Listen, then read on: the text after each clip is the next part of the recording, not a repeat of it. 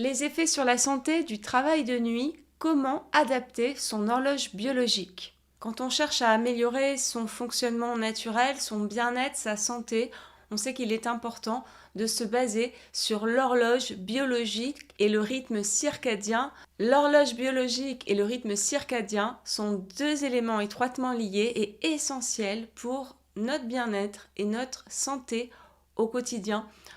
Or, nombre d'entre vous travaillez avec des horaires décalés, parfois complètement de nuit, parfois à moitié, parfois ou l'un ou l'autre.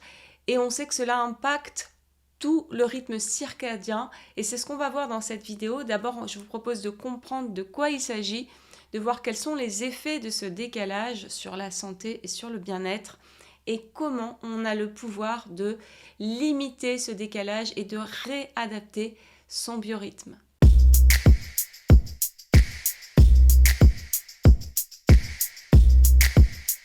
Bonjour à vous, bienvenue sur cette chaîne. Si vous me rejoignez, je me présente rapidement. Je suis Florence Pinheiro-Ortolan, naturopathe et praticienne en micronutrition. Chaque semaine, je vous propose un sujet pour mieux comprendre votre corps, mieux fonctionner, vous sentir mieux à tous les niveaux. Vous avez aussi beaucoup de sujets sur l'alimentation. Si vous le souhaitez, mettez-moi un j'aime pour soutenir mon travail. Je vous invite également à rejoindre ma lettre d'infos sous la vidéo pour avoir les nouvelles vidéos, des articles, des conférences.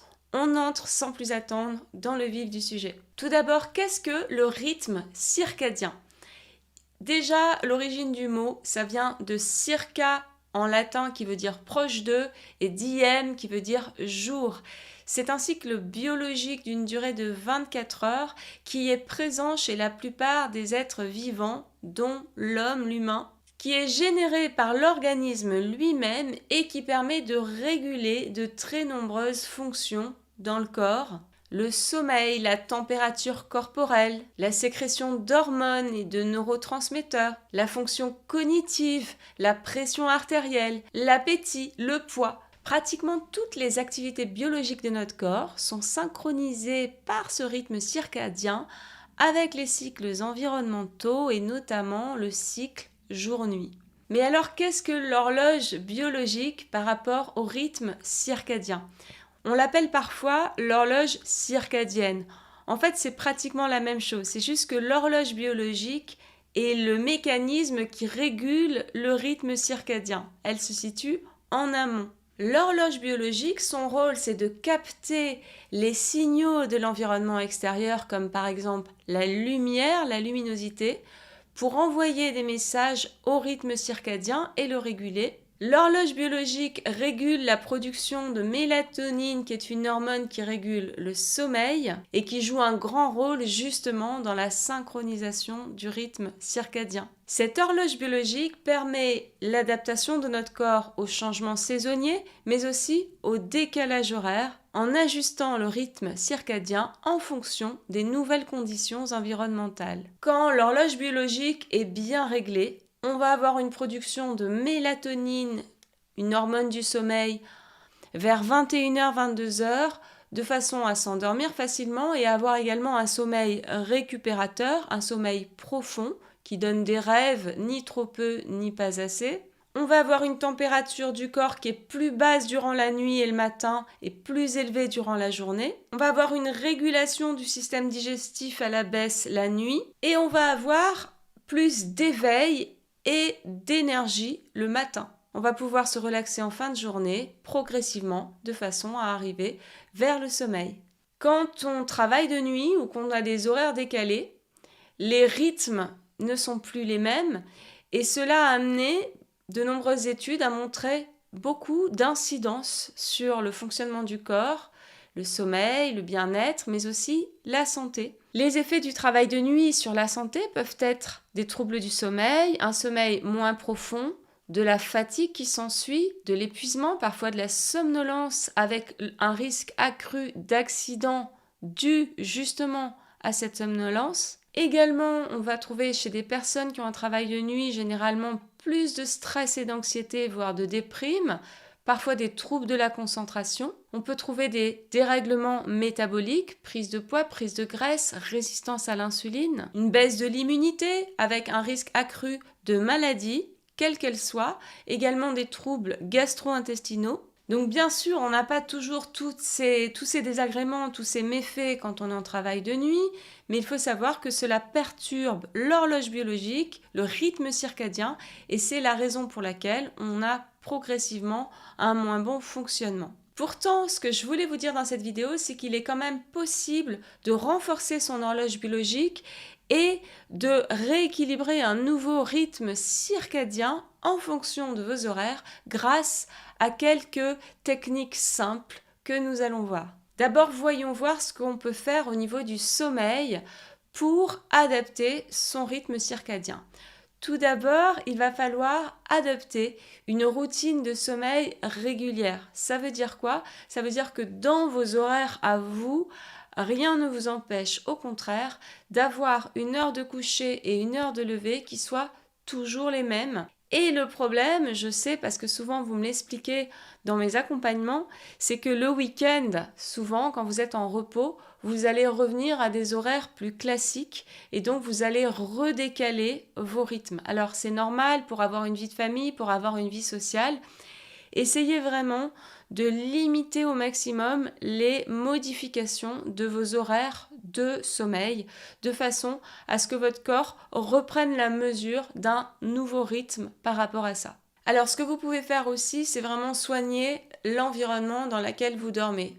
En l'occurrence votre chambre, avec des couleurs qui soient douces, ne surtout pas mettre du rouge au mur ou en déco dans une chambre. C'est une couleur qui est excitante, qui n'est pas favorable à la production de mélatonine, à la relaxation. Donc allez mettre des couleurs douces, allez tamiser les lumières, pas de spots lumineux ni d'éclairage vraiment blafard dans la chambre. Fermez vos volets, mettez des rideaux occultants si besoin, mettez un masque qui va cacher vos yeux s'il n'y a vraiment pas moyen d'occulter la lumière, de façon à être dans un environnement qui soit vraiment très sombre, ce qui est propice, on va le voir, à un bon sommeil. Enfin, évitez les veilleuses qui perturbent le sommeil et coupez les ondes en mettant votre téléphone en mode avion. Maintenant, voyons qu'est-ce qu'on peut faire par rapport à la lumière. Vous savez que la lumière, elle est captée par la glande pinéale pour justement adapter l'horloge biologique. C'est un élément vraiment capital de la synchronisation de nos biorhythmes. Normalement, quand on est dans des horaires normaux, on est censé prendre la lumière du jour le matin, en première moitié de journée. Ça va donner l'information donc au corps que nous sommes le jour et qu'il peut justement adapter ses biorhythmes en fonction de ce cycle-là.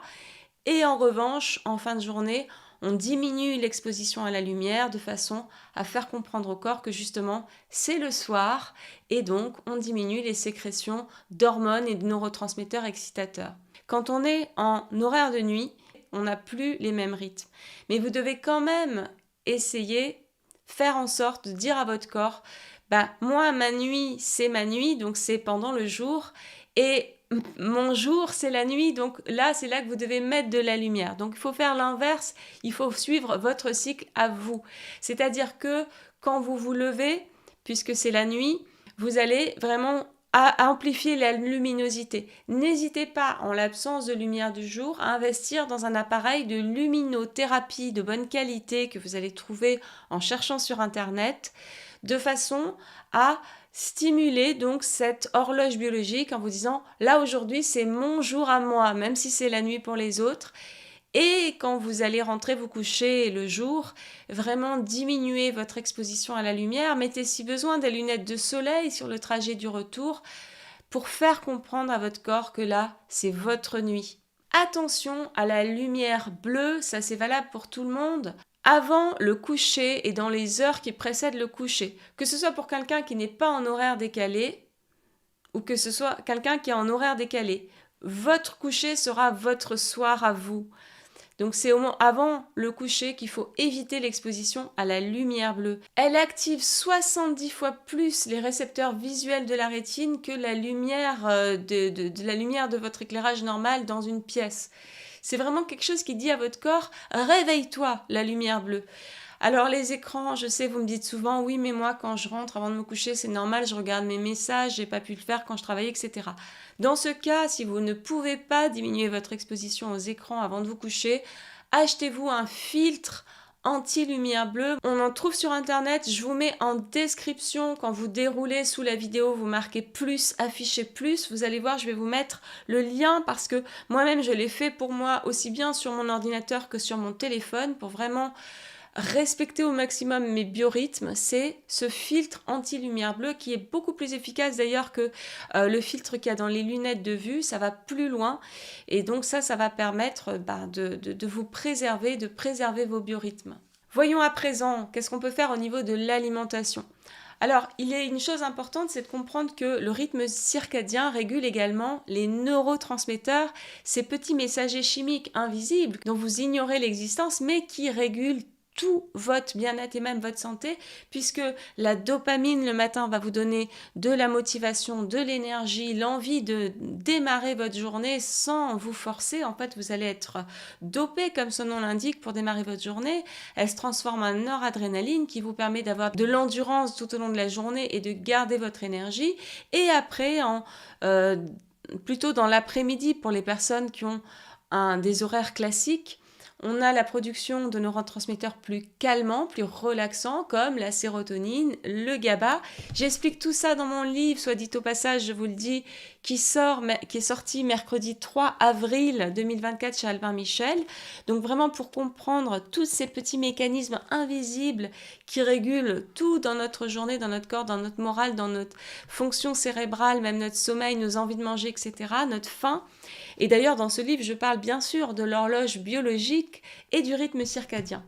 Donc, pour une personne qui a des horaires classiques, elle aura intérêt à manger plutôt des protéines animales le matin, pas de sucre, pour aller produire sa dopamine, sa noradrénaline, et en fin de journée, de limiter les protéines animales, d'être plutôt sur des glucides avec des bonnes graisses et pas trop de sucre toujours, pour aller des sucres naturels, mais pas des sucres rapides, pour aller augmenter ces neurotransmetteurs calmants et être plus relaxé et mieux dormir. Pour une personne qui a des horaires décalés, elle peut quand même respecter cette logique-là avec ses horaires à elle. Donc si ça vous concerne, le matin, c'est pas le matin pour tout le monde, c'est votre matin à vous. Donc là, adaptez votre alimentation pour produire votre dopamine. Et le soir, qui est votre soir à vous, c'est-à-dire c'est peut-être le matin pour quelqu'un d'autre, et bien là, prenez plutôt un dîner qui soit moins riche en protéines animales. Si ça vous intéresse, vous avez vraiment tous les conseils pratiques avec l'alimentation et même le choix des activités pour aller augmenter tel ou tel neurotransmetteur en fonction de ce que vous aurez trouvé, parce qu'il y a des questionnaires pour savoir où vous en êtes. Donc voilà, respectez vraiment la logique des neurotransmetteurs en fonction de vos horaires à vous.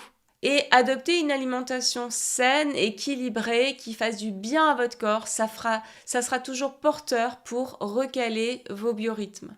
Une chose aussi est importante, de même qu'on a parlé de la régularité des horaires de sommeil, eh bien la régularité des horaires de repas impacte beaucoup les biorhythmes.